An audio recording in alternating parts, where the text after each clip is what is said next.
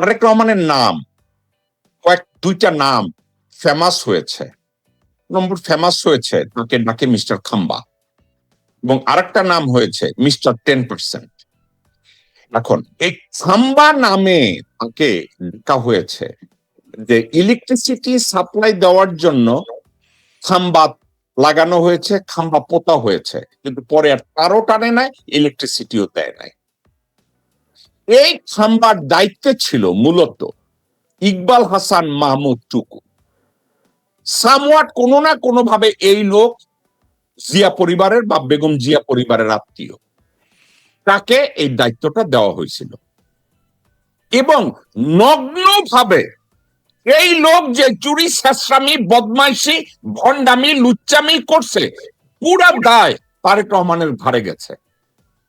এই লোক পরবর্তীতে অনেক দুর্নীতি, তাকে দুদক মামলা করছে তার বিরুদ্ধে বিভিন্ন কর্মকাণ্ডের সাথে, দুর্নীতির সাথে, লোনের সাথে, বিদেশি নাগরিকত্ব নিয়ে, এর আর পুরা শরীরে পক্সে বোঝায় এই লোক দুর্নীতিগ্রস্ত। দেশ থেকে পালায় গেল, হাসিনার সাথে গণভবনে গিয়ে লেটকা দিয়া বৈশা খাইছে, হাসিনা আমলে পয়সা কামাইছে, হাসিনা আমলে ভারতের সাথে সম্পর্কটাকে আবার বিল্ড আপ করছে। করার পরে উনি হাসিনা ক্ষমতা ছাড়ার কিছুদিন আগে যখন তাকে গ্রেফতার করা হবে জানানো হলো, পুলিশকে জানাই দিছে যে আপনারা কিন্তু গ্রেফতার করাবে, উনি আসতে পালাইছেন। উনি পালাইয়া সিঙ্গাপুর হইয়া উনি ইন্ডিয়ায় গেছে। ইন্ডিয়া গিয়া নাকে খত দিয়ে আসছে, বিএনপি যদি সরকারে আসে, তাকে যদি কোনো মন্ত্রণালয়ে দেওয়া হয়, সে তার এই ঋণ শোধ করবে। এখন এই ইকবাল হাসান মাহমুদ টুকুর ঋণ দুইটা জায়গায়। এক নম্বর ঋণ, সে যে দুর্নীতি করছে সেখান থেকে বাইরে আসতে হবে। দুই ঋণ, ইন্ডিয়ায় সে যে ওয়াদা করে আসছে যে তাকে আবার মন্ত্রী করার সুযোগ দেওয়া হবে, এই ঋণ সে শোধ করবে। উনি এখন জ্বালানি ও খনিজ সম্পদ মন্ত্রী।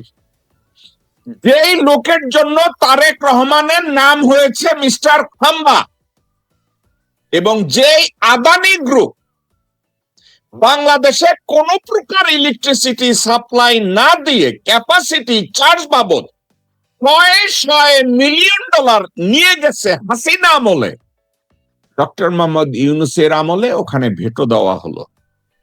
বলল যে আপনাদের সবকিছু আমাদের আবার রিভিউ করতে হবে। ডক্টর মোহাম্মদ ইউনূস এত অজনপ্রিয় হলেন, আনপপুলার হলেন, উনি বললেন পরবর্তী সরকার যদি আপনাদেরকে পয়সা দেয় দিবে। এবং এই মুহূর্তে এই খাম্বা নামের অরিজিনাল খাম্বা ইকবাল হাসান মাহমুদ টুকুকে মন্ত্রী বানানো হয়েছে একটা মাত্র কারণে, ইন্ডিয়ান রিকমেন্ডেশন, এবং আদানি যত টাকা বাংলাদেশ থেকে পায় পুরো টাকাটা রাইট ওয়েতে সে ডেলিভার করবে, এবং টুকু যাতে পে করতে পারে এই জন্য অর্থ এবং বাণিজ্য মন্ত্রণালয়তে বসানো হয়েছে ভারতের চমৎকৃত নম্বরের দালাল আমির খসরু মাহমুদকে। যে আমির খসরু মাহমুদ বেগম জিয়াকে সম্মান করে নাই, আমির খসরু মাহমুদ বেগম জিয়াকে অসম্মান করছে, আমির খসরু মাহমুদ তারেক রহমানের নেতৃত্বের গুণাবলী নিয়ে বলছে সুন্দরী বিধবা অশিক্ষিত মহিলার নাবালক সন্তান। এবার আমি আর কোনো ভূমিকা করলাম না, আপনাকে আমি জিজ্ঞাসা করব। এখন আমি আর আপনি আর নীরা বসে বললাম তারেক রহমানের কাছ থেকে আমি আশা করি। ভাই আপনি কি আশা করেন মুজিবুর রহমান মজুমদার, আপনি আশাটা করেন? আচ্ছা, এখানে কতগুলো জিনিস আপনি আনছেন, কতগুলো সাবজেক্ট আনছেন, আমি কিছু জিনিস আপনাকে একটু ক্লিয়ার করে দিই। আমি কিছু রিসার্চ করেছি এগুলো ব্যাপার, আমি আপনাকে আজকে বলি। যেমন ধরেন আপনি খাম্বার কথা বললেন, ঠিক আছে? বাংলাদেশের হিস্ট্রিতে REB, that is rural electrification বোর্ডে সবচেয়ে বেশি কাজ করেছে কর্নেল শাহেদ। আপনি নিশ্চয়ই জানেন কর্নেল শাহেদ কে? আমি জানি। ঠিক আছে, উনি আওয়ামী লীগের একজন বিশিষ্ট পৃষ্ঠপোষক ছিলেন, আহ্বানী ইয়েতে উনি ছিলেন, এবং উনি আওয়ামী লীগকে ইউজ করে কোটি কোটি টাকা মালিক হয়েছেন। মুজিব ভাই একটু থামাই, এই তো ওই কর্নেল শাহেদ যে আজকের কাগজের একসময় সম্পাদক ছিল। এর অর্থ আমি ওনাকে ব্যক্তিগতভাবেই চিনি, আপনাকে এই সামনাসামনি আমি বলে রাখলাম। আমিও তাকে ব্যক্তিগতভাবে চিনি। আমি এই জন্য আপনাকে বলছি যেহেতু আরইবির জিনিসটা আমি জানি। হ্যাঁ, আচ্ছা এবং যখন উনি শুরু করেন এই এই বিজনেস, এই আমেরিকা থেকে উনি ওয়াশিংটন স্টেট থেকে আপনার প্রসেস আপনার কাঠের ইয়েগুলো নিয়ে যেতেন। তারপরে নিজের থেকে আপনার খাম্বা বানানো শুরু করেন সিমেন্ট কংক্রিট দিয়ে। আমি ওনার ওখানে গেছি, আমি জানি এগুলো। তো আমি যে কথাটা আপনাকে বলতেছি যে ইভেন যখন আপনার ম্যাডাম খালেদা জিয়ার শাসনামলে আরইবির যে ইলেকট্রিফিকেশনের যে কাজগুলো, এটার 85% কাজ কিন্তু পেয়েছে তা এই কর্নেল শাহেদ। ওকে কাজটা 50% কে দিয়েছে ভাই? আমি আসতেছি আপনার কাছে আসতেছি কথাটা। কারণ সেই একমাত্র তখন মেইন কাজগুলো করতো আরইবির। হ্যাঁ? ওর ওর কম্পিটিটর তেমন ছিল না। আর যেহেতু আমি ব্যক্তিগতভাবে জানি যে এখানকার কন্ট্রাক্ট গুলো আমি নিজে এগুলোর সাথে কিছুটা হলেও জড়িত ছিলাম। তার ভাইকে আমি I help him to get আপনার ওয়াশিংটন স্টেট থেকে এগুলো কিভাবে ইয়ে করতে, এগুলো আমি হেল্প করছি। এইজন্য আমি জানি, যেজন্য আমার সাথে তার পরিচয় ছিল। তো আমি যেটা আপনাকে বলছি সেটা হলো 85% কাজ উনি করছেন। আ আ তারেক রহমানের ফ্রেন্ড মামুন সহ ওনারা যে একটা কোম্পানি করে ওনারা 15% কাজ পেয়েছিলেন। এখন ইলেকট্রিফিকেশনের যে সিস্টেমটা আপনাকে আগে আপনার যে কাজটা পেলেন, আপনাকে যদি পিলার বা খাম্বা লাগানোর কাজ দেওয়া হয়, আপনি খাম্বা লাগাবেন। তার ডিস্ট্রিবিউশনের তার কিন্তু কন্ট্রাক্ট আপনি যারা খাম্বা লাগাচ্ছে তাদের না। ডিস্ট্রিবিউশনের কাজ হলো অন্যদের। এখন আপনি দেখেন খাম্বা লাগিয়েছেন, আপনার দায়িত্ব ছিল খাম্বা লাগানো। এখন আপনি সেখানে তার টানেন নাই, আরেকজন তার টানেন নাই। এখন আপনার কাজটা আপনি কমপ্লিট করেছেন। তাই না? এই যে দেখেন তারেক রহমানকে ডুবাবার জন্য এটা কিন্তু 'প্রথম আলো' এবং 'ডেইলি স্টার' এবং এরা পরিকল্পিতভাবে এই জিনিসগুলোকে আনছে। এবং তারা কিন্তু একবারও কর্নেল শাহেদের কথা বলেনি যে সে কোটি, কোটি টাকা চুরি করে ইয়ে করে অনেক কিছু করছে, তার কথা আনে না। তারা বারবার আনছে তারেক রহমানকে ছোট করার জন্য।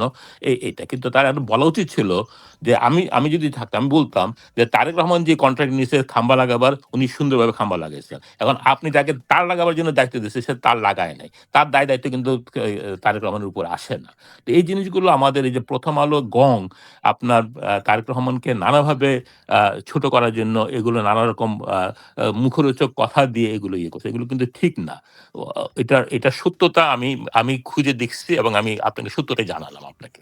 সে সে মুজিব ভাই, মুজিব ভাই, মুজিব আমি ভাই, আসছি, মুজিব ভাই। আমি আপনার না আপনার কতগুলো না ভাই, ইস্যু আছে, আপনি যেটা না আমি মুজিব আপনার ভাই, ইস্যুগুলো আপনি ক্লিয়ার করতেছি। আমি আপনার না ইস্যুগুলো ক্লিয়ার আপনি করতেছি। বলেন, আপনি বলেন। আমি ওখানেই আপনার আলোচনায় থাকবো। এবার বলি জি। আপনাকে। আপনি যদি আমাকে একটু বলেন, হুম, কর্নেল শাহেদ অথবা মামুন এরা কেউ গভর্নমেন্টের পার্ট ছিল না। এরা ছিল হুম, কন্ট্রাক্টর। হুম, হুম, গভর্নমেন্টের পার্ট ছিল ইকবাল হাসান মাহমুদ টুকু, হুম, হুম। জ্বালানি মন্ত্রী। এবং জ্বালানি মন্ত্রী ওনাকে ইনফ্লুয়েন্স করে কন্ট্রাক্টটা দেওয়ানো হয়েছে তারেক রহমানের রিকমেন্ডেশনে। না, এটাও আমি বলি, এটাও আমি খোঁজ নিচ্ছি। ওই যেই জিনিসটা সাবমিট করেছিল মামুনের company, that was the lowest এবং লোয়েস্ট হিসেবে সে কাজটা পেয়েছিল এই সময়। এবং লোয়েস্টটা করা পাইছিল হয়েছিল ভাই, টেন্ডার বাজি যেভাবে করে লোয়েস্ট নাকি যেভাবে বলা হয়েছে। যেভাবেই হোক, আমি যেটা খোঁজ নিচ্ছি যে ওই 15% কাজ যে পেয়েছিল সেটা সেই কাজটা পেয়েছিল লোয়েস্ট হিসাবে। সুতরাং আমি ওইখানে কি ভিতরে কি আছে না আছে এটাতে আমি যাব না। যেটা আমি পেয়েছি সেটা আমি আপনাকে বললাম। এখন এখন আপনি বললেন টুকুর কথা। আপনি জ্বালানি মন্ত্রী, বাংলাদেশের যতগুলো জ্বালানি মন্ত্রী ছিল, আপনার তারা কোটি, কোটি টাকা আপনার হাসিনার সময় এই যে কুইক রেন্টাল নামে যে ফ্রড করছে, এটা কিন্তু জ্বালানি মন্ত্রীরাই করছে। এবং এইটা বাংলাদেশের কোটি, কোটি টাকা এই জ্বালানি মন্ত্রণালয়ের থ্রুতে আপনার লোপাট করা হয়েছে। এখন টুকুর কি এক্সপেরিয়েন্স আছে আমি কিন্তু তা জানি না। আমি আপনাকে ফ্র্যাঙ্কলি বলি। কারণ আ আ একসময় বিএনপি জ্বালানি মন্ত্রী ছিল ডক্টর খন্দকার মোশাররফ। খন্দকার মোশাররফ আপনি জানেন উনি ছিলেন প্রফেসর, ছিলেন ভূতত্ত্ববিদ অথবা geology department Dhaka university geology ডিপার্টমেন্টের উনি শিক্ষক ছিলেন এবং সেখান থেকে উনি আ আ আ প্র এই দায়িত্ব নিচ্ছিলেন এবং উনার সময় প্রথমত শিক্ষাগত যোগ্যতা যদি আপনি ধরেন, উনার সেই নলেজ ছিল। উনি যেহেতু জ্বালানি এবং খনিজ সম্পদ মন্ত্রণালয়ের দায়িত্বে ছিলেন।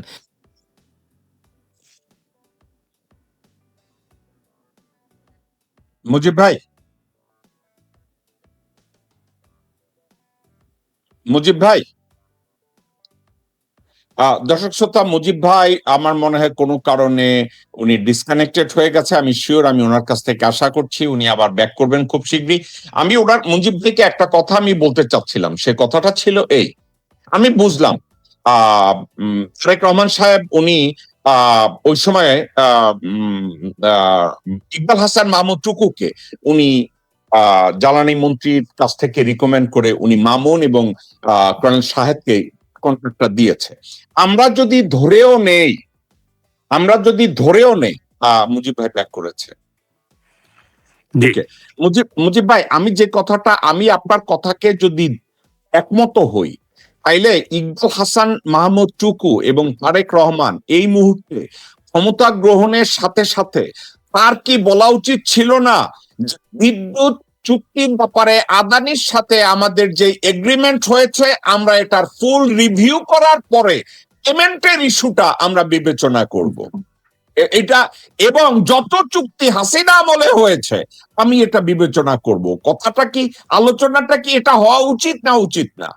না, এটা আলোচনা উচিত, এবং শুধু তাই না, বিদ্যুৎ খাতে যেসব দুর্নীতি হচ্ছে, আমি মনে করি যে তারেক রহমানের এই গভর্নমেন্ট এটাকে খতিয়ে দেখা উচিত। কারা কারা এতে জড়িত, কারা কারা এই টাকা আপনি জানেন, সামিট গ্রুপের সম্বন্ধে নিশ্চয়ই আপনি জানেন। হ্যাঁ, জানি। এবং কুন্দু থেকে শুরু করে অনেকেই তখন লুটপাট করছে এগুলো নিয়ে, এবং এগুলোর সাথে আপনার জয় থেকে শুরু করে সবাই জড়িত ছিল। তো এই জিনিসগুলো আমি মনে করি যে একটা ভালো গভর্নেন্স তৈরি করার জন্য, কি বলে এটাকে আপনার, গুড গভর্নেন্স, সুশাসন তৈরি করার জন্য, জি, সুশাসন প্রতিষ্ঠার লক্ষ্যে, এবং দুর্নীতিকে যদি আপনি সত্যি প্রশ্রয় না দিতে চান, তাহলে আপনার বিগত দিনে যে দুর্নীতিগুলো হচ্ছে এগুলোকে এক্সপোজ করতে হবে, এবং সেই এক্সপোজ করার জন্য, জি, আমি থামাচ্ছি একটা কারণে, আমরা এক্সপোজ করব, আমরা এক্সপোজ করব, কিন্তু আমাকে একটা কথা বলেন। আপনি বলছেন কুইক রেন্টালের বেনিফিশিয়ারি এস আলম, ইউনাইটেড গ্রুপ, একেবারে কাগজ চুরি, যেটা আব্দুল মাল মুহিত সরাসরি কয়েকটা কোম্পানির কথা বলছে, ইউনাইটেড গ্রুপ, একটা কি বলছেন এই মাত্র আপনি বলছেন সামিট গ্রুপ। আচ্ছা, যত গ্রুপ, এই গ্রুপের সাথে এই গ্রুপগুলো ছিল। এখন ইউনাইটেড গ্রুপের বর্তমান ইনচার্জের নাম হলো সালাউদ্দিন আহমেদ, বর্তমানে স্বরাষ্ট্রমন্ত্রী, এবং ইউনূস সাহেবের আমলে ছিল ফজল করিম, এই সালাউদ্দিনের কর্মচারী, ইউনাইটেড গ্রুপের যে ইউনিভার্সিটি ছিল ওইটার ভিসি, এবং এই সামিট গ্রুপের উপদেষ্টা ছিল ইকবাল হাসান মাহমুদ টুকু। এখন আমাকে আপনি একটু বলেন, দুর্নীতি হয়েছে হাসিনা শাসন আমলে, আর বেনিফিশিয়ারি যদি হয় বর্তমানের এমপি, মন্ত্রী এবং ক্ষমতাসীনরা, তারা এসে বলবে না যে আগে যে দুর্নীতি হয়েছে আমি এটা দেখব, কিন্তু তারা কি বলবে জানেন? অনেক দিন আছে আমাদের। একটু শুনেন ইকবাল হাসান মাহমুদ টুকু কি বলছে। যে পরিমাণের বকেয়া রেখে গেছে, তারপরে আমাকে যে পরিমাণের জ্বালানি ইম্পোর্ট করতে হবে, সব মিলিয়ে একটা কঠিন একটা অগ্নি পরীক্ষা আমার জন্য। আমি চেষ্টা করছি আপ্রাণ কিভাবে এটাকে ম্যানেজ করে জনগণকে সুফল দেওয়া যায়। এবার মুজিব ভাই আপনি শেষ করেন আপনার কথাটা। আপনি বলবেন এগুলা বলা উচিত ছিল, কিন্তু যারা করবে এই দুর্নীতির ইনভেস্টিগেশন এবং দুর্নীতিগুলোকে খিতাইয়া দেখবে, ভাই খুনিরা খুনির বিচার করে না। এবার আপনি বলেন। না, এখন কত যে আদানির কথা আপনি বললেন, আমি মনে করি যে আদানির সাথে যে হাসিনার যে গভর্নমেন্টের যে চুক্তি ছিল, এটা একতরফা চুক্তি ছিল, এবং এটা দেশে ক্ষতি হয়েছে চুক্তিতে। আমি মনে করি যে এই সরকারের উচিত এই চুক্তিগুলোকে আবার ভালো করে পরীক্ষা করে দেখা, এবং এটা দেশে যদি কোনো রকম ক্ষতিকারক হয় তাহলে এই চুক্তিকে রিভাইজ করা অথবা এই চুক্তিকে ক্যান্সেল করে দেওয়া। এখন আপনি যে একটা টুকুর এটা দেখালেন একটু আগে, আমি পরিষ্কার এই ব্যাপারে, হ্যাঁ, অনেক সময় আপনি যে বেড়া দিলেন, বেড়া যদি ক্ষেত খাওয়া শুরু করে তাহলে বেড়ার কোনো দরকার নেই। হ্যাঁ, এখন আপনি যাদেরকে দিলেন তারা যদি ক্ষেত খাওয়া শুরু করে দেয়, এই দায়-দায়িত্ব কিন্তু তারেক রহমানের উপরে আসবে। এখন এটা ডিপেন্ড করে উনি কি করেন। উনি যদি শক্ত হাতে আপনার ইভেন্ট টুকু চালাচ্ছে, কিন্তু সে যদি শক্ত হাতে জিনিসগুলো পরিচালনা করে, তাহলে আমি মনে করি না যে এখানে কোনো সমস্যা হবে। যেমন ধরেন একটা এক্সাম্পল দিই। আপনার জিয়া রহমান যখন প্রেসিডেন্ট ছিলেন, তখন অনেক ঢাক ঢোল পিটিয়ে কাজী জাফর তার পুরো দল নিয়ে জিয়া রহমান পার্টিতে জয়েন করলেন। এবং কাজী জাফরকে ডেপুটি প্রাইম মিনিস্টার করা হলো এবং কাজী জাফরকে কমার্স মিনিস্টার করা হলো। কমার্স মিনিস্টার করার কিছুদিনের মধ্যেই জানতে পারা গেল যে উনি চিনি আমদানিতে একটা কেলেঙ্কারিতে জড়িত আছেন। সাথে, সাথে জিয়া রহমান তাকে ফায়ার করে দেয়। এখন সেইটাই হলো স্টেটম্যানশিপ। আপনি একজনকে আনলেন, আপনাকে দায়িত্ব দিলেন। যখনই আপনি জানতে পারলেন যে সে রং কিছু করছে, তাকে এই প্রশ্রয়টা দিলেন না আপনি রং করার। এখন তারেক রহমানের হাতে সেই ক্ষমতা আছে। তারেক রহমান যদি দেখেন যে টুকুকে একটা দায়িত্ব উনি দিচ্ছেন এবং টুকু এটাকে কম্প্রোমাইজ করে ফেলতেছে। কারণ টুকু যাই করুক না কেন এটাকে দায়-দায়িত্ব কিন্তু তারেক রহমানের ঘাড়ের উপরে আসে। কিন্তু he is the prime minister. উনি যদি জানতে পারেন বা উনি যদি দেখতে পারেন যে টুকু সেই জায়গাটা কম্প্রোমাইজ করছে, দেশের স্বার্থের বিরুদ্ধে কাজ করছে, অথবা উনি আ উনি এখান থেকে কোনো পার্সেন্টেজ নিচ্ছে, অথবা ওনার দলের লোক বা ওরা মানে আপনার রং ওয়েতে উনি জিনিসগুলোকে দিচ্ছে মানুষকে, এবং এটাতে কিছু লোক এটা মুনাফা নিচ্ছে। তখন এটাকে এক করার দায়িত্ব হলো তারেক রহমানের। যদি উনি এক করে না করেন, জনগণ কিন্তু তারেক রহমানকে ধরবে এবং তারেক রহমানকে এটার জন্য জবাবদিহি করতে হবে। কারণ এটা ওনার মিনিস্টার। উনি চুজ করছেন জ্বালানি মন্ত্রী কে হবে। এটা জনগণ চুজ করে দেয় নাই। এটা জনগণের দায়িত্ব না। উনি টুকুকে না দিয়ে আরেকজনকে দিতে পারতেন ওখানে। উনি যেহেতু টুকুকে দিছেন এখানে, টুকুর ফেইলিউর উনার ভাগ্যে আসবে, টুকুর সাকসেস ওনার ভাগ্যে আসবে। টুকু যদি সাকসেসফুলি রান করতে পারে, দেশের উন্নতি করতে পারে, জ্বালানি খাতে, বিদ্যুৎ খাতকে একটা বৈপ্লবিক পরিবর্তন আনতে পারে, সেটা সবচেয়ে বড় বেনিফিশিয়ারি হবে তারেক রহমান নিজে। অন দ্য আদার হ্যান্ড, টুকুর সময় যদি এই খাতটা দুর্নীতিগ্রস্ত হয়ে যায় এবং বাংলাদেশের বিদ্যুৎ খাতের চরম অবনতি ঘটে, এই দায়িত্ব কিন্তু টুকুর উপরে দিলে হবে না। এই দায়িত্ব কিন্তু তারেক রহমানের উপরে আসবে। কারণ তারেক রহমান তাকে চুজ করে ওই জায়গায় দায়িত্ব দিচ্ছে। সুতরাং at the end of the day, বলে না বাক্স কি বলে, and to his desk. At the end of the day সমস্ত কিছু দায়িত্ব হলো তারেক রহমান সাহেবের। তারেক রহমানের নেতৃত্ব, তারেক রহমানের সততা, তারেক রহমানের দক্ষতা প্রমাণ করবে যে উনি ঠিকভাবে দেশ পরিচালনা করছেন কি করছেন না। ওনার যে টিম উনি তৈরি করছেন, এই টিমের প্রতি যেহেতু ওনার হয়তো একটা বিশ্বাস আছে, এই বিশ্বাসে উনি তৈরি করছেন। কিন্তু ওনার হাতে সেই ক্ষমতা আছে। উনি যখন দেখেন টিমের একটা প্লেয়ার ভালো করতেছে না বা ঠিকভাবে কাজ করতেছে না, ওনার দায়িত্ব সেই টিমের প্লেয়ারটাকে মাঠ থেকে উঠিয়ে দিয়ে আরেকজনকে দেওয়া, বা উনি নিজে হাতে জিনিসটা নেওয়া। একসময় আমার মনে হয় ম্যাডাম নিজেও একসময় জ্বালানি দায়িত্ব নিয়ে নিয়েছিলেন, যেহেতু জ্বালানির জিনিসটা ভালো মতো হচ্ছিল না বলে। তো এটা এখন ওনার উপরে। টুকু সাহেবের এখানে কিছু কথা অবশ্যই বলা উচিত ছিল। উনি মাত্র ক্ষমতা নিচ্ছেন, দায়িত্বভার নিচ্ছেন। আমি জানি না উনি কতটুক এই ব্যাপারে দেখছেন বিগত দিনগুলো ১৭ বছরের কার্যক্রম, এবং বা এই হাসিনা সরকার যেসব চুক্তি করে গেছে দেশে বিদেশে নানা জায়গাতে, সেগুলোর আমি একটা এক্সাম্পল দিই যে কি করে দেখেন আপনার কুইক রেন্টালে চুরি হতো। আপনার যখন পার ওয়াটের দাম ছিল ৭.৫ পয়সা, ৭.৫ পয়সা। আমি জানি বলে আমি আপনাকে যাচ্ছি। তখন কুইক রেন্টালের কন্ট্রাক্ট দিচ্ছে ১৫ পয়সায়। এবং সেখান থেকে হাসিনা সরকার টাকা নিচ্ছে। যাদেরকে দিচ্ছে তাদেরকে বলতেছে তুমি আমাকে এত টাকা দিতে হবে। নট অনলি দ্যাট, বলা হচ্ছে যে আপনি যদি টাকা আপনি যদি ইলেকট্রিসিটি নাও দেন গ্রিডে, হ্যাঁ? আপনি যদি বসেও থাকেন, আপনাকে 65% অফ দ্য মানি আপনাকে সরকার দিবে। মানে আপনি কোন ইলেকট্রিসিটি দিলেন না গ্রিডে, তারপর আপনি টাকা পাবেন সরকারের কাছ থেকে। এই যে অসম চুক্তি কুইক রেন্টাল গুলোর সাথে করেছে সরকার, এগুলো করছে কিছু লোকে বড়লোক বানাবার জন্য এবং সেখান থেকে কিছু কমিশন খাওয়ার জন্য। শেখ হাসিনা, রেহানা এবং জয় এবং এরা পুরা এটা একটা পুরা একটা টাকা খাওয়ার একটা সুবন্দোবস্ত ছিল, এবং সেটার সুযোগে আপনার এই ইউনাইটেড বলেন, সামিট বলেন, এরা সবাই এগুলোর সাথে জড়িত। এইজন্য আমি বলব যে এখন একটা সুযোগ আসছে তারেক রহমানের, সুযোগ আসছে টুকুর।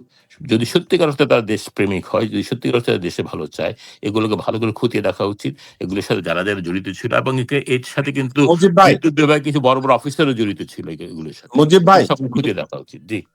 মুজিব ভাই, আমি আপনার কাছে ব্যাক করব। নীরা, আপনি এবং মুজিব ভাই যদি আমারে বলেন একটা লোক 10টা খুন করছে, পরে একটা চান্স দিয়ে দেখো সে নিজামুদ্দিন আউলিয়া হয় কিনা। এখন টুকু, আমি জানি না এই আমি মুজিব ভাইয়ের কথাটাকে আর আপনার এই সামনের মন্তব্যটাকে আমি কিভাবে নেব। টুকুর জন্য বাংলাদেশে কয়েক হাজার কোটি টাকার ক্ষতি হয়েছে আগের সে যখন মন্ত্রী ছিল, এবং তারেক রহমান সেই একই ব্যক্তিকে বলছে আমি আবার তোমারে বিশ্বাস করলাম, দেখি তুমি কারেক্ট করো কিনা। অর্থাৎ জনগণের টাকার উপরে, জনগণের ট্যাক্সের টাকার উপরে, জনগণের ভোগান্তির উপরে আপনি এখন এক্সপেরিমেন্ট করতে আসলেন সেই মন্ত্রণালয় সেম লোককে দিয়ে। নীরা, এটা কি জনগণের প্রতি সুবিচার নাকি অবিচার?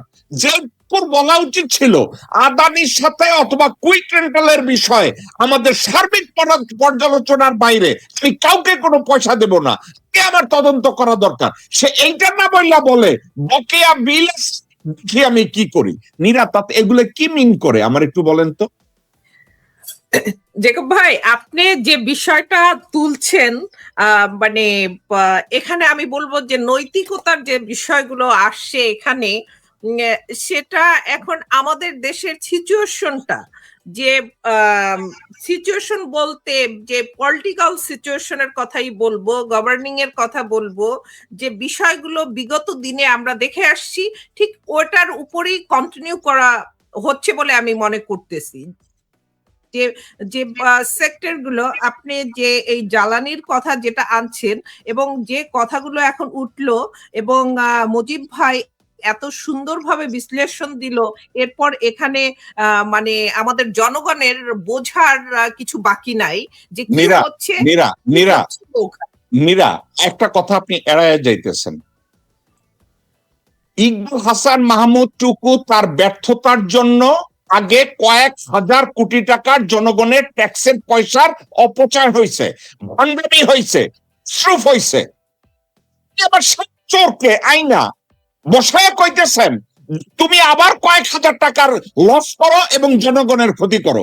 তাহলে একটা গরিব দেশে বারবার আপনি এক্সপেরিমেন্টের জন্য আসবেন এই চোর চোরটার নিয়ে?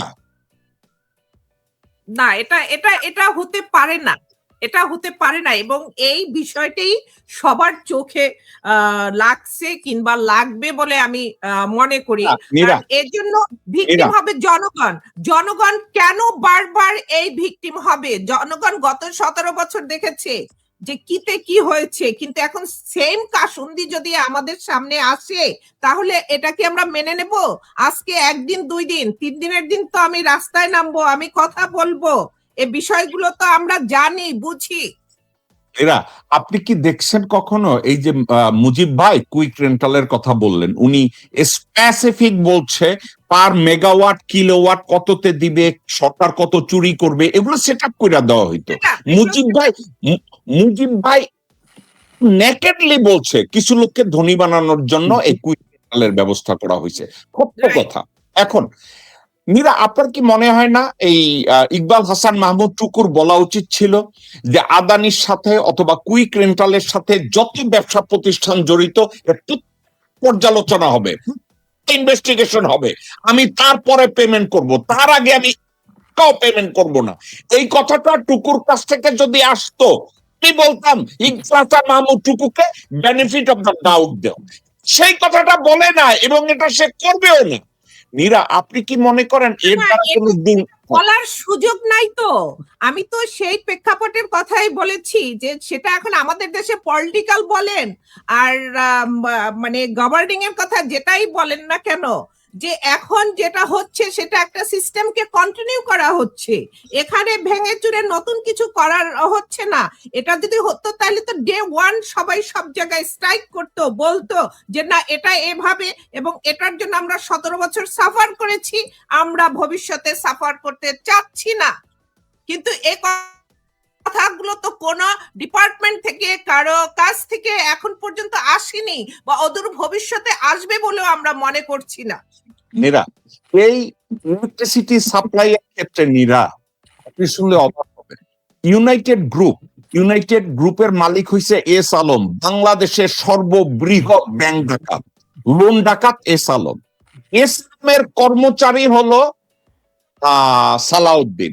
এবং আরেকটা মজার কথা, এই এস আলম আমাদের বর্তমান মাননীয় প্রধানমন্ত্রীর মামাকে, এই দেখেন প্রধানমন্ত্রীর মামাকে শামীম ইস্কান্দারকে সিঙ্গাপুরে, একটু স্ক্রিনটার দিকে যদি নীরা একটু তাকান, আপনি লজ্জা পাইতেছেন যে আপনার নেতার মামা এই কুইক রেন্টালের বেনিফিট নিয়ে সিঙ্গাপুরে একটা অ্যাপার্টমেন্ট ফ্রি পাইছে। এখন এখানে সালাউদ্দিন জড়িত, এখানে আমির খসরু মাহমুদ চৌধুরী জড়িত। কেন জড়িত জানেন? তার ছেলেও কুইক রেন্টাল করছে। এখন আপনি কি আদৌ মনে করেন এই কুইক রেন্টালে ডক্টর মুজিব যে দুর্নীতির কথা বলছে, এই দুর্নীতির বিচার করবে, নাকি ডক্টর ইউনূস যাদেরকে পেমেন্ট গুলা দেয় না এই পেমেন্ট গুলো আগে দিবে? আপনার কি মনে হয় নীরা? জেকব ভাই, আপনি যেটা বলছেন এখানে আমার কোনো উত্তর নাই। ওকে, ঠিক আছে মুজিব ভাই, আমি আপনার কাছে আসি। আপনি কি মনে করেন এই কুইক রেন্টালের যে দুর্নীতির কথা আপনি বলছেন ভাই, আমি আপনার এই মন্তব্যের সাথে একমত, আপনি যা বলছেন, কিন্তু আমি আপনার কাছে জানতে চাই, এটাই আমার এই বিষয়ে, এইটাই আমার শেষ প্রশ্ন। আপনি মনে করেন কিনা আমির খসরু মাহমুদ গং, ইকবাল হাসান মাহমুদ টুকু গং এবং সালাউদ্দিনের মতো, সালাউদ্দিন কি যেন ওনার নাম কি, ইকবাল হাসান মাহমুদ টুকু গং, এরা এই কুইক রেন্টাল বা জ্বালানি বিষয় কোনো তদন্ত করবে, নাকি এই বকেয়া পয়সা দেওয়ার জন্য তারা এখন দাঁড়াই আছে কারণ তাদের পয়সা দরকার, কারণ ইউনূস সরকার তাকে এই পয়সাটা দিতেছিল না? কোনটা আগে করবে? এখন এটা দেখার বিষয় তারা কোনটা আগে করে। আমি আশা করব, জনগণ হিসাবে আমি আশা করব এটা আগে ইনভেস্টিগেশন করতে হবে। হ্যাঁ, কারণ এটা নিয়ে অনেক কথা আছে, অনেক এগুলো নিয়ে লেখালেখি হচ্ছে। জনগণের দাবি যে এগুলো নিয়ে বিশদভাবে ইনভেস্টিগেট করা হোক, করে তারপর যদি আমরা মনে করি যে হ্যাঁ আমাদের কিছু দেনা আছে আমরা দিব। কিন্তু ইনভেস্টিগেশন না করে একটা বিগত স্বৈরশাসক সরকার একটা অসম চুক্তি করে গেছে এবং কতগুলো অন্যায় করে গেছে, দুর্নীতির আখড়া তৈরি করে দিয়ে গেছে, এগুলোকে যদি আমি এখনো কন্টিনিউ করি তাহলে হবে কি যে আমি ওই একই জালের মধ্যে ফসে গেলাম, অথবা আমি একই জিনিস করলাম একই কারণে। সুতরাং আমাকে একজন একটা নতুন একটা নির্বাচিত সরকারের যে দায়িত্ব, সেই দায়িত্বগুলো যদি আমি পুঙ্খানুপুঙ্খভাবে পালন করতে চাই, তাহলে আমাকে চিন্তা করতে হবে জনগণের স্বার্থে আমাকে কাজ করতে হবে। আপনি যদি জনগণের স্বার্থে কাজ না করেন, আপনি যদি ট্রান্সপারেন্ট না হন এইসব ব্যাপারে, তাহলে কিন্তু জনগণ এত বোকা না, জনগণ ছাড়বে না। যে জনগণ এত বড় একটা স্বৈরশাসক, এই শতাব্দীর সবচেয়ে জঘন্য স্বৈরশাসককে টেনে হিঁচড়ে মাটিতে ফেলে দিতে পারে, সেই জনগণ কিন্তু এত সহজে ছেড়ে দেওয়ার না। তো এই জন্য আমি বিশ্বাস করি যে এই জিনিসটা হবে। আরেকটা জিনিস আমি আপনাকে বলি, আমাদের মানে আমাদের রাজনৈতিক কালচারের মধ্যে এটা নাই, এটা থাকলে ভালো হতো। যেমন ধরেন যখন বিএনপি বা যেকোনো বিরোধী দলই হোক, তারা যখন আন্দোলনে থাকে বা বিরোধিতা থাকে, তাদের একটা ছায়া সরকারের মতো থাকা উচিত। তাতে হয় কি যে আপনি আপনি যাকে ভবিষ্যতে যদি কোনো আপনার পাওয়ারে আসেন, যাকে আপনি যেই দায়িত্ব দিবেন, তারা এটার উপরে কাজ করতে থাকে। আমাদের প্রবলেম হয়ে গেছে কি, আমরা যখন সরকারটা তৈরি করি, আমরা চিন্তা করি যে আচ্ছা আজকে দিয়ে দেখি কি হয়। তাকে স্বরাষ্ট্রমন্ত্রী বানাই, তাকে পররাষ্ট্রমন্ত্রী বানাই, তাকে বাণিজ্য মন্ত্রী বানাই দেখি কি করে সে। তো এই যে কি করে, এই জিনিসটা আসলে আমাদের এইজন্য এখন হচ্ছে কি, এখন এরা শিখবে। হ্যাঁ, এবং শিখার মধ্যে হবে কি যে ব্যুরোক্রেট যারা অথবা তাদের ঘনিষ্ঠ লোক যারা, তাদেরকে যেভাবে ডাইরেক্ট করবে, যেভাবে ইউজ করবে, সেটাই আল্টিমেটলি হবে। এবং তাতে হয় কি যে অনেক সময় অনেক ভুল জিনিস হয়ে যায়, অনেক অপকর্ম হয়ে যায়। তো এইজন্য একটা বিরোধী দল থাকা অবস্থাতে একটা ছায়া সরকার থাকা দরকার, এবং ছায়া সরকারের মধ্যে এইসব ব্যক্তিকে আগে থেকে যদি ওই জিনিসগুলোর প্রতি আ আ আ চোখ রাখতে বলা হয় এবং ওই প্রতি কাজ করতে বলা হয়, তাহলে সরকারে না থেকেও তারা ওই সরকার ওই সেক্টরের সম্বন্ধে তাদের একটা সম্যক জ্ঞান তৈরি হয় এবং তারা ওইটার উপরে বেটার কাজ করতে পারে। এই কালচারটা যদি আমাদের মধ্যে নাই, এইজন্য আমরা হইছে কি যে এমন একটা পর্যায়ে পড়ে যাই যে আমরা এদেরকে দিচ্ছি আজকের শিখার জন্য, কাজ শিখার জন্য দিচ্ছি অনেকটা। ওকে, মুজিব ভাই, একটা খয়রাতি মার্কা দেশে যাদের বাজেটের 4 ভাগের 3 ভাগ খয়রাত করে আইনা তারপরে বাজেট তৈরি করতে হয়, এখন সেখানে যদি নির্বাচিত সরকার আইসা মন্ত্রীদের কয় তোমাদের বিনা পয়সা দিয়ে জব ট্রেনিং করাবো, এর চাইতে আর কপাল পোড়া জাতি আর দ্বিতীয়টা হয় না। আপনাকে এটা নিয়ে অনেক আলোচনা হয়েছে, এবার আপনাকে একটা কঠিন প্রশ্ন করে আজকে শো আমি শেষ করব। কঠিন প্রশ্নটা হলো, এই মুহূর্তে তারেক রহমানকে কারা বেশি সাহায্য করতে পারে, জনগণ, ডিপ স্টেট, নাকি বিরোধী দল? প্রথমত হলো আমি মনে করি যে প্রতিটা আপনি যে কয়টা বললেন প্রত্যেকের একটা ভূমিকা আছে। ঠিক আছে? জনগণকে ওয়াচ করতে হবে দুই ভাবে। এক হলো জনগণ রাইট কাজে সমর্থন দিবে এবং রং কাজে ক্রিটিসাইজ করবে। যদি ফেয়ারলি ক্রিটিসাইজ করে সেটা কিন্তু একটা সরকারকে রাইট পথে চালাবার জন্য হেল্প করে। সুতরাং জনগণ চোখ বন্ধ করে থাকলে হবে না। জনগণ যদি মনে করে তারেক রহমান জিয়াউর রহমানের ছেলে, ম্যাডাম খালেদা জিয়ার ছেলে, উনি যাই করেন তাই ভালোই করবেন, তাহলে কিন্তু জনগণ ঘুমিয়ে থাকলে কিন্তু হবে না। জনগণকে একদিকে ওনার ভালো কাজগুলোর প্রশংসা করতে হবে, ওনাকে শক্তিশালী করতে হবে, আরেকদিকে ওনাকে যখনই দেশের বিরুদ্ধে, জনগণের বিরুদ্ধে কোনো কাজ করে ওইটাকে ঠিক করে সমালোচনা করতে হবে, যাতে করে ওনাকে রাইট জায়গায় আনতে পারেন। তো এটা হলো জনগণের দায়িত্ব।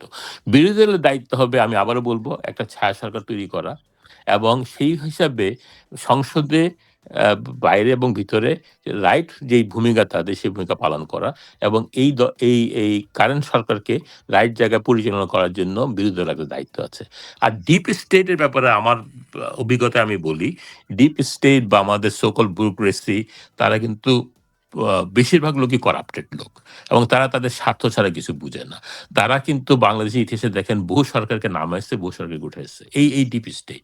সুতরাং আপনি ডিপ স্টেটের আপনার দরকার ব্যুরোক্রেসির অবশ্যই, কিন্তু আপনাকে খুব কেয়ারফুল থাকতে হবে, ওদের প্রতি সচেতন থাকতে হবে এবং ওদেরকে নজরে রাখতে হবে। ওদের সমস্ত কথায় যদি আপনি ওদের কথাগুলোকে ফলো করেন, আপনি জানেন না তারা কি স্বার্থে, কি উদ্দেশ্যে এগুলো করতেছে। আর আমাদের কারেন্ট যেই ব্যুরোক্রেসি, তার ৯০ ভাগই হলো পতিত সরকারের এবং রয়ের সিলেক্ট করা ব্যুরোক্রেসি। সুতরাং তারা এই মুহূর্তে যাই বলবে না কেন, তারা অনেকেই এখন বিরাট বিএনপির লোক হয়ে যাবে, আমি শিওর। ওরা অনেকেই তারেক রহমানের বিরাট ভক্ত হবে, এইটাও আমি জানি, যেই তাদের নেচার। তাদেরকে আমি অনেক সময় কাছ থেকে দেখছি, এই সুযোগ হচ্ছে। তো সেইভাবে বলবো যে একজন দক্ষ পরিচালক দায়িত্ব হলো যে এই ডিপ স্টেটকে আপনার কাজে লাগাতে হবে ইন এ রাইট ওয়ে এবং ডিপ স্টেটকে নজরে রাখতে হবে ইন এ রাইট ওয়ে, যাতে করে তারা আপনাকে রং জায়গাতে পরিচালনা না করে। আর আপনি যেই ডিপ স্টেটে যে ব্যুরোক্রেসি যাকে আপনি মনে করেন যে স্যার আপনার রাইট না, এবং আমি হলে প্রত্যেকটা ব্যুরোক্রেট যারা আছে তাদের প্রত্যেকের A to Z আবার খতিয়ে দেখার আমি দায়িত্ব নিব। তাদের ফাইল দেখব, তারা আসলে কিভাবে আসছে, কিভাবে তারা অ্যাপয়েন্টেড হচ্ছে, তারা বিগত দিনে কি চুরি-চামারি করছে, এগুলো দেখে দরকার হলে আমি রিশাফল করব এবং ক্লিন করব। আমাকে স্লেটটা যদি ক্লিন না করি, আপনার ময়লা গার্বেজ দিয়ে যদি আমি কিছু ভালো জিনিস দিতে চাই, সেটা কিন্তু হবে না। এই গার্বেজ ওকে, মুজিব ভাই, আপনাকে আমি জ্ঞান দেওয়ার মতো বিদ্যা বা অভিজ্ঞতা আমার নাই, কিন্তু একটা কথা আপনাকে আমি বলতে চাই।